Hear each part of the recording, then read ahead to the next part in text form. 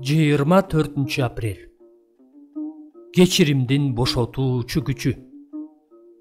Сенин күнөөлөрүң кечирилди. Лука 7-бөлүм 48-аят. Иса бир фарисейдин үйүндө отурганда, анын алдына бир аял келип, көз жашын төгүп, анын бутун жууй баштады. Албетте, көзү менен бардыгына бул аялдын күнөөкөр экендигин ысмандын ымдаганы жана Исага кол тийгизүүгө аялдын эч кандай укугу жок экени ал аялды уялдырбай койгон жок. Чындыгында ал аял күнөөкөр эле. Өзүнүн күнөөкөр жашоосу үчүн уялгандыгы туура болчу. Бирок бул нерсе узакка созулган жок. Исага сенин күнөөлөрүң кечирилди деди.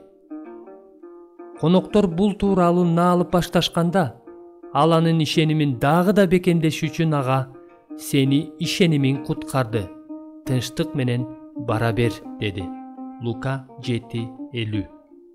Исага күнөөлүү сезимдердин оор залакасын жеңүүгө кантип жардам берди? Ал ага сенин күнөөлөрүң кечирилди. Сени ишенимиң куткарды. Келечегиң тынчтыкта болот деген сөз берди.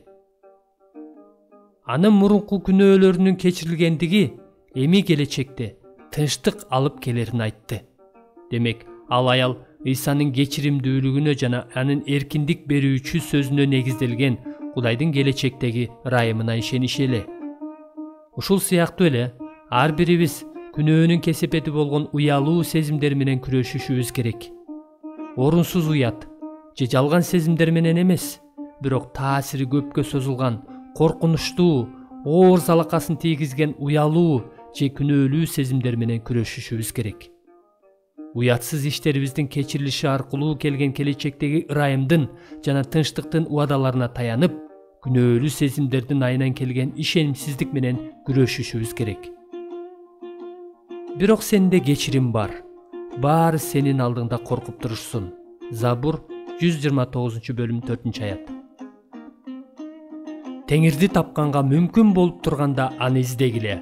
Ал жакын турганда аны чакыргыла. Күнөөкөр өз жолун, мыйзамсыз жаман ойлорун таштап, Теңирге кайрылсын.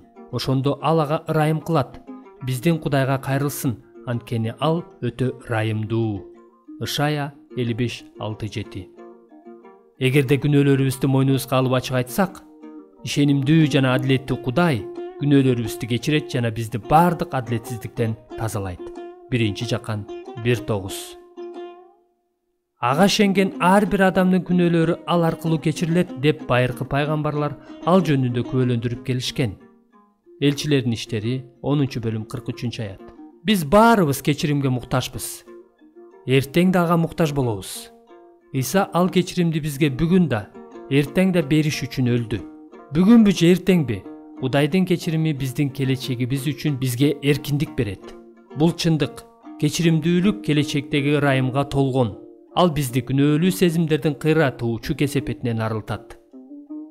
Кечиримге негизделген Кудайдын келечектеги ырайымына болгон ишеним менен жашасак, биз таасири көпкө созулган, оор залакасын тийгизген уялуу же күнөөлүү сезимдердин кесепеттеринен арылабыз. Кечирим деген ушул.